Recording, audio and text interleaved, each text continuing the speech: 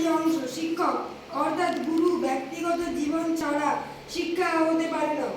একজন শিষ্যের জন্য যা প্রয়োজন তা হলো বিশুদ্ধতা, জ্ঞানের প্রতি সত্যনিষ্ঠা সহ কঠোর পরিশ্রম।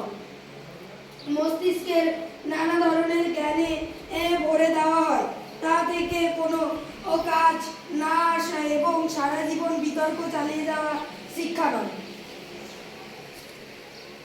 শিক্ষা এবং কঠোর পরিশ্রম হলো সোনার চাবি, যা সহজে ভাগ্যের দরজা খুলে দেয়। স্বামী বিবেকানন্দ। গরিব ছেলে শিক্ষার জন্য না আসতে পারলে তার কাছে শিক্ষা যাওয়া উচিত। জ্ঞান নিজের মধ্যেই আছে, মানুষ তা আবিষ্কার করে।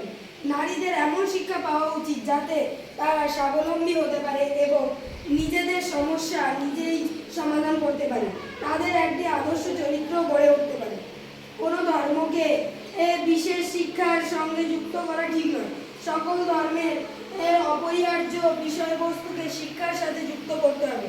উপসংহার। আশা করছি শিক্ষা সম্পর্কে স্বামী বিবেকানন্দের বাণীগুলি আমার ভালো লেগেছে। আমি বিশ্বাস করি যে কেউ কিছু পাওয়ার উপযুক্ত হলে জগতের কোনো শক্তি তাকে বঞ্চিত করতে পারে না। Swami Vivekananda.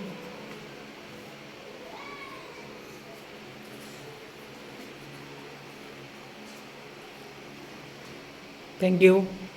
Welcome. Thank you, Santanu, Welcome. for your reading.